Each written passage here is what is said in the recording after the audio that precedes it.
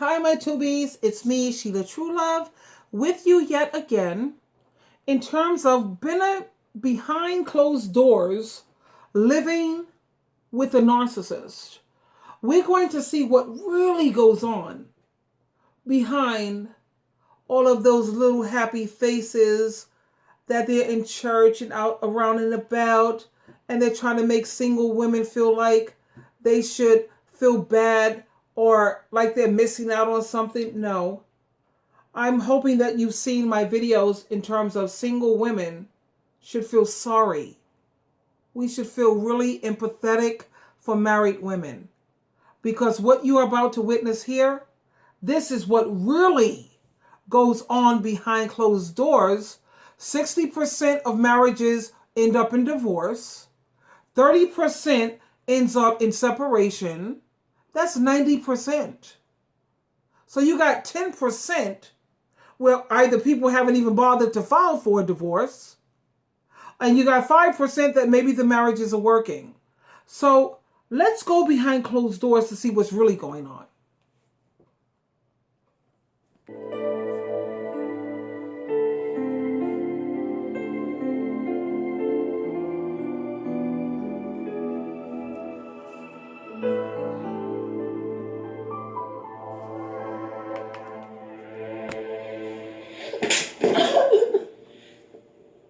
Why the fuck is my breakfast not ready? If I wasn't feeling good.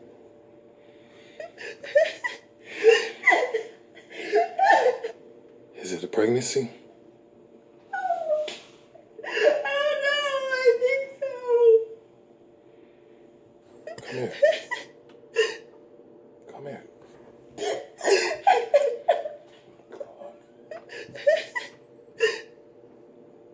I didn't mean to hit you, okay? You know I love you. You love me too, right? I love you. Yeah, I know you do. You know how I get sometimes. Now, does she really love him? How could she possibly love him when she doesn't even love herself?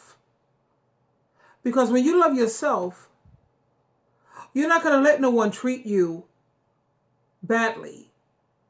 Imagine yourself as a child. And if you saw someone treating a child the way that this character is treating her, a child, look at the child in you. And if somebody would sit up there smacking a child like that, talking about some crazy nonsense, how many people would raise up to protect that child? You know? That's what women are so confused about. They constantly keep confusing love with codependency and love with desperation. And love, they keep confusing it with fear. Fear of having to stand up on your own. You're sitting up here, look, there's a cliche. I hate cliches. I really hate cliches. At the same time, some of them are true and you got to use them. I could do bad by my damn self. I'm with a man, supposedly a man, and I'm still doing bad? Come on already. Nah. She don't love him. She's codependent. All right.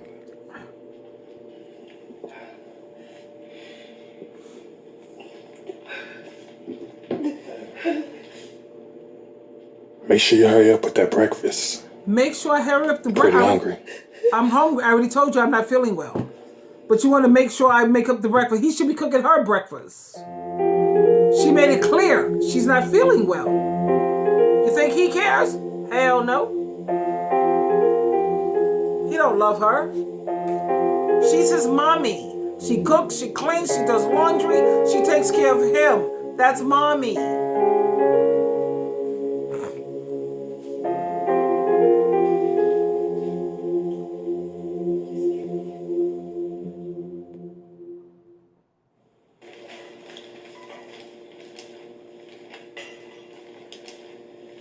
So what you got going on today? Just making a few runs and to my doctor's appointment. Whoa. A few runs.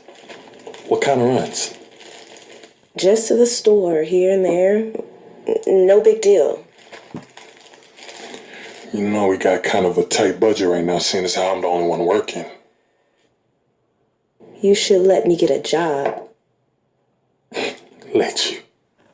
I thought we had this conversation up. Of course, he don't want her with a job because she would have money. Money is power. He wants to have all the freaking power in this relationship. I don't understand for the life of me, why would any woman be with some dude that tell her she can't work? I'm out. You tell me some crap like that, I'm out. I don't care how much you dated me, romanced me, rooftop candlelight dinners, limos picking me up, bringing me to the destination. Yeah, I can bringing me flowers at my job, having my lunches sent to my job. Thank you, babe. Appreciate it all. I can't work. That's not working for me. Me, not compatible. Yeah. No. Because anytime some dude says that he wants a woman who's going to be a stay-at-home mom and don't work, that's a narcissist. That's an abusive bastard who wants to have all the power in the relationship because without money, where you going? I want to be a stay-at-home wife. My daughter told me that when she was young. I almost killed her. You want to be a what? She's a registered nurse as we speak. Yeah, I kind of got that out of her. Are you crazy as hell? The moment your body starts to change, your looks start to change, that Negro, that piece of garbage that you with, he's going to start to change. He could sit up there and bring another woman into the house and lay up with her, tell you to go sit in the living room somewhere and wait until I'm done. Where you going? You ain't got no money. You don't have no power. Well, you have a job. A lot of times women making more money than him. I got money, kid. I don't have to put up with your crap.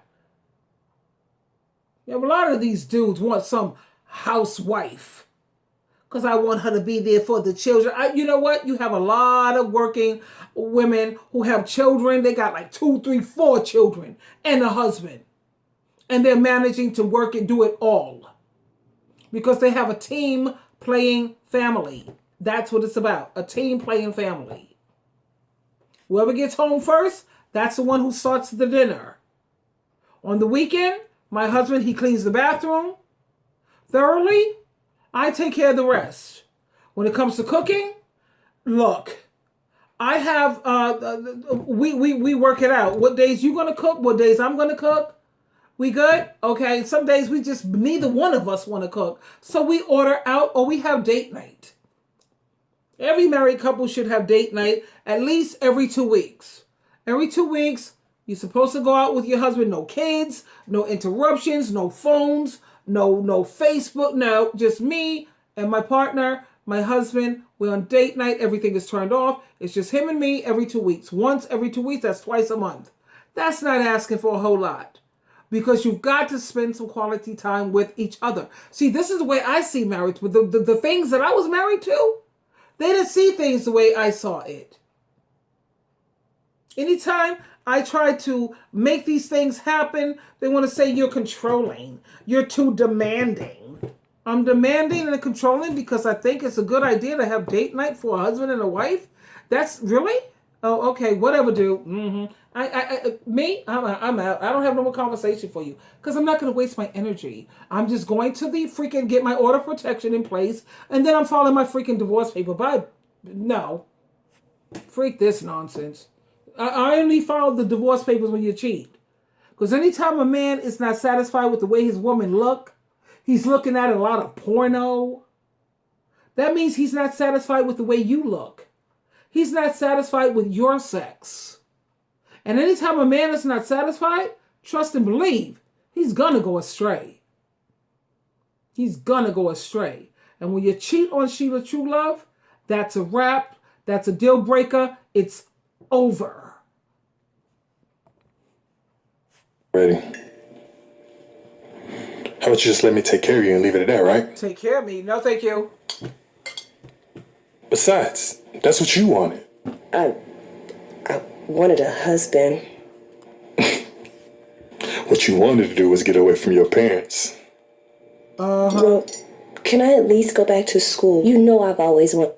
You got a lot of females like that. They want to jump out of the frying pan and they jump straight into the fire.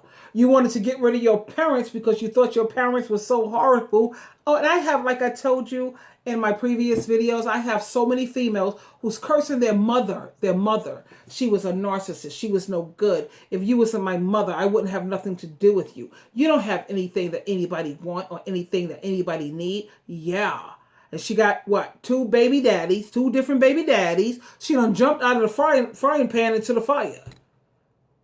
The two different baby daddies don't want to have nothing to do with you. They don't take you seriously. They have no respect for you. They want, what was that? Kahima? Or they wanted what? Choking you up against the wall? Want to bust your ASS because you asking for child support now? Really? Yeah. But your mama, she was so horrible. She was horrible. She was freaking an angel compared to what those two clowns put you through. How about that? She knows who I'm talking to. If you wasn't my mother, yeah, you don't have anything, yeah. And what you got now? A husband who's a pimp. He's with you because you pay him to be with you. You have to pay this nigga. You're his ATM machine. Anytime you're doing the financial heavy lifting, honey, you're being pimped. How about that? But these women, they could sit up there and talk about their mothers like a dog. Listen to me, Tubies, like a dog. I go into chat rooms. I've met thousands. I know I've met at least 1 billion women because of the kind of work that I do. I'm an advice coach. I have emails blowing up my email, whatever. I have phone calls coming in constantly. I have 3 YouTube channels. You only see me on this YouTube channel, but I got 2 other YouTube channels. And I'm constantly listening to these females cursing out their mother. I told you, when you come on this channel, if you say anything bad about your mother, you're done. You save that crap for somebody else. My mother was a narcissist. You know what? The man that you're with, he was even more narcissistic than her. But yet you're fighting like hell to hang on to him. Go into counseling and hang on to your mother or your father. How about that? The first command with the promise. Check that out. God could do all things except for lie. And the first command, if you want things to go well for you, okay, let me reiterate that. If you want things to go well for you, make sure that you honor your parents. Now, that's in Ephesians chapter 6. It don't say make sure you're submissive to some dude. That's not the first command with the promise. No, there's no promise with that. God is not pleased with all of that. He don't take it as seriously. The first command, focus on that. The first command is watch how you treat your parents. The same way you would fight like a dog to hang on to that no good narcissistic bastard, which is what you're about to see. Why don't you fight like a freaking dog? Fight with everything that you have to hang on to your parents. Because that's the first command with the promise if you want things to go well for you. A lot of people have things going bad for them. Then you have to stop. That's what I do when I'm doing counseling with my, I'm an advice coach. And when my people call me, I'll be like, so what was your relationship like with your parents? So tell me about that. Which all psychiatrists and the professionals do. What was your relationship? And every last woman who got a man dogging her, beating her up, she always had no respect for her mother or her father. Well, my mother was this, my mother, that's why you got a nigga that's dogging your ass. Goody, goody. And in my mind, I'd be like, goody, bitch. But of course, I can't say that being a professional. But in my mind, yeah, you can put up with all his crap. You're calling me up so I can help you hang on to that. Why aren't you talking to me about, is there any way you can help me, Sheila True Love, that I can repair the relationship with my mom? Is there any way you could help me with that? No, they don't want to help me repair this relationship with this dust mite who made a baby with another woman who beat you. Okay, you know what? I could show it to you better than I could tell you. Take a look. To study This here is your school. Learn that.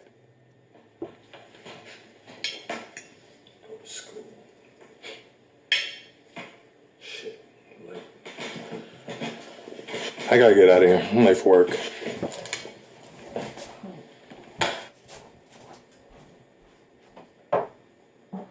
our family business our business, all right? Black eyes some more.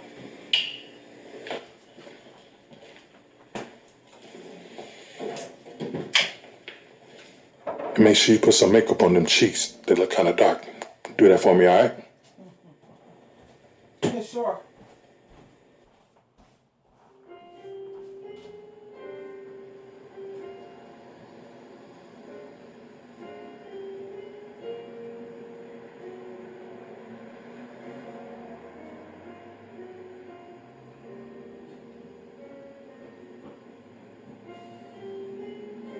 Hi, I'm Jake. Welcome to the studio. Hi. First time in? You can say that. Can I give you a tour? No. Thanks. Well, the paintings are for sale. Let me know if you see anything you like. What made you come in today? I was just walking by and saw the painting outside. Did you like it? Andy Warhol. Roses, 1970. Wow. Yeah, that was my inspiration. I figured. Well, feel free to walk around.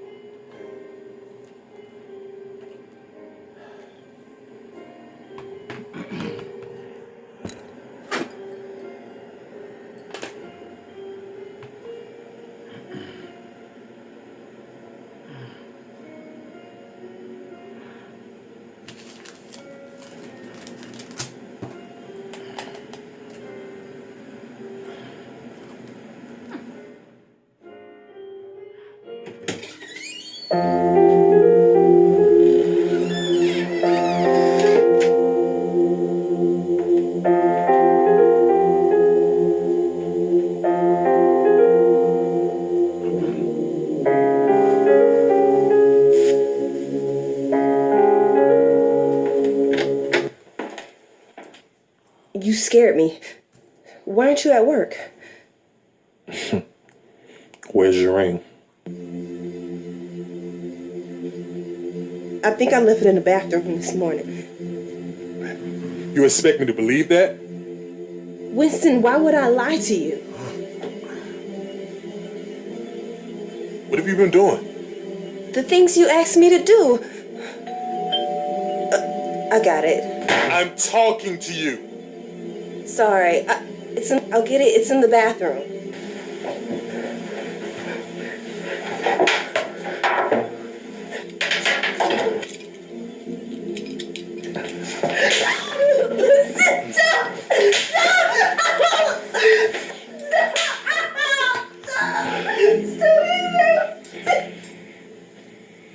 You see? Look at what he beats her with. He beats her with a belt the way you would beat your child. Now, I want you to, as you saw this beating from this dude, I want you to go get your Bible. Ephesians chapter 6, verse 2. I want you to check out, just read the whole chapter of Ephesians chapter 6, but focus a lot on chapter 1 and 2. How you want things to go right for you? You don't want no man who's going to treat you like this. So if you want things to go right for you, read Ephesians chapter 6, verse 2. That's the first command. It says, with a promise. My mother was a crackhead. My mother was a drug addict. My mother let people rape me. My mother. It's always the mother that did something wrong. Never about the father walked out, left your mother doing the job she's not supposed to do. Ephesians chapter 6 verse 4 says you fathers go and bringing up these kids. No, I didn't. Me personally, my kid's father, my son and my daughter's dad, yeah, he cheated on me. I dead the relationship. I didn't sign on to be no single parent. I would have never had children if I knew that I was going to be a single parent. No. At the same time, that's how I ended up. I have one hell of a son. My son is amazing. My daughter, she's on Satan the devil's team. She's sitting up here. She done turned her back on Jehovah God, Jesus Christ, to bow down to some governing body and some 8 men in the tower. Yeah, no. She sat up there and turned her worship to Satan the devil, which is horrible. I did not raise her to do that. The Bible also says, inculcating your kids when they're young, and when they grow older, they will not turn aside from it. She turned aside from everything. I raised her to worship Jehovah and to follow Jesus Christ. I did not raise her to listen to some 8 men who admitted in their own articles and their own literature that they're not inspired by God. They're not. It's man-made organization.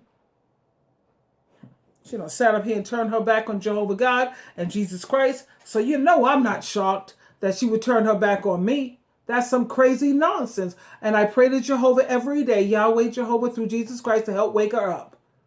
There's a reason why God helped me to see certain things, and he helped my son, who is like still caught in between because he's still trying to hang on to his sister. She ain't doing a goddamn thing to hang on to him. Not really. She wants to hang on to her pimp and her 2 kids. I can't blame the girl for trying to hang on to her kids, but hanging on to a pimp daddy? I don't get it. Whatever. She's doing the financial heavy lifting in that marriage. She's paying this guy to stay with her. She's spending money. She's his ATM card. That's why he's there. She wants to act like, oh, because he loves me, he helped me out this, he helped me. Yeah, sure. I'd help you too if you're paying my freaking vacations and paying for this and paying for that. I'd help you too. That was a workout. I better go take a shower. Did you hear what he just said? Beating her is his workout. I just got myself a workout. Yeah, now he gonna sweat at the gym. He gonna sweat beating her ass. Yeah. What I would do with a female like that, the first question that I would ask is, tell me about your childhood.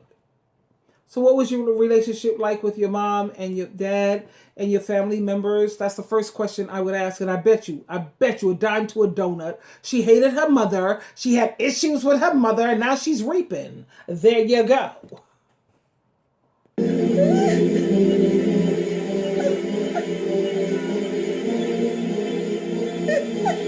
Keep me in shape, though, man. Do keep me in shape. The more I beat your ass, the more in shape I am. Yeah. Reap.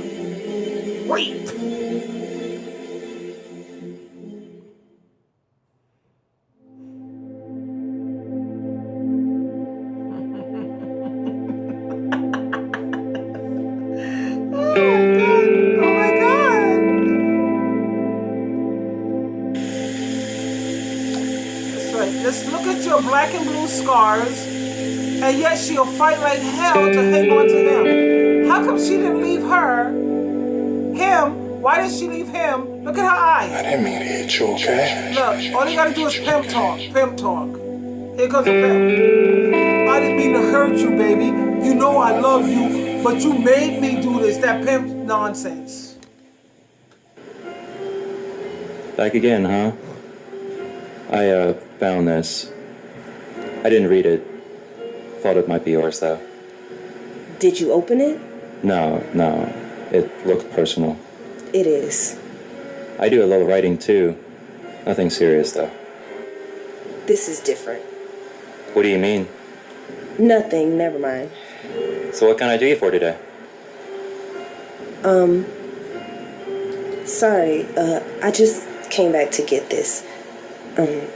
Thanks for keeping it. Yeah, you're welcome, I guess.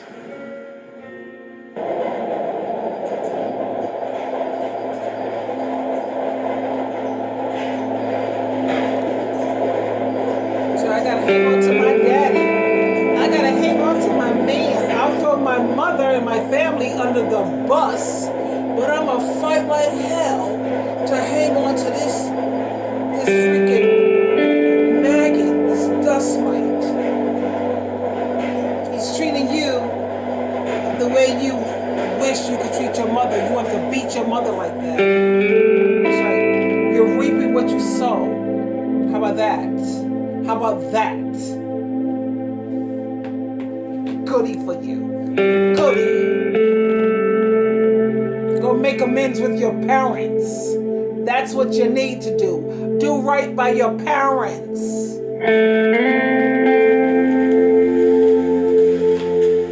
Winston. What? I think I lost the baby. Y'all am.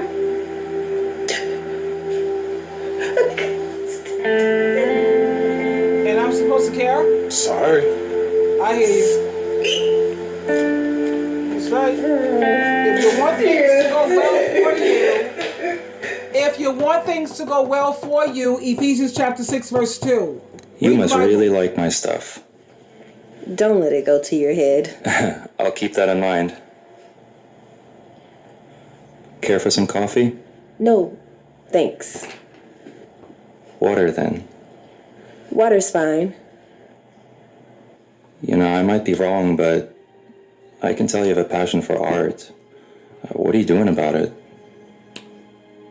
Nothing, really. You don't want to be old and wishing for time to go back.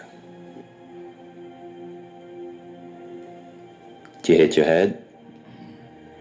You ask a lot of questions. I'm just trying to get to know you. Why? 'Cause you seem like a nice person.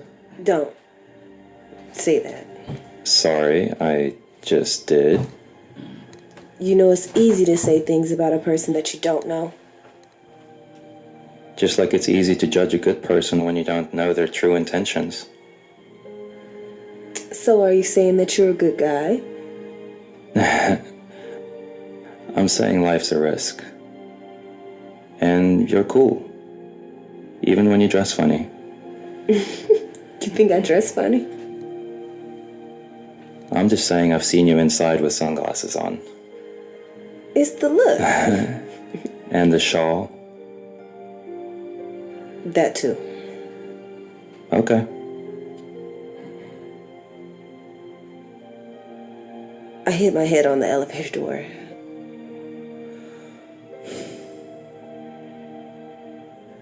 But I'm fine. Yeah, I was hoping you wouldn't say that. Say that I hit my head? That you're fine. But I am. No. You're beautiful. And I'm sure that elevator doesn't lead anywhere.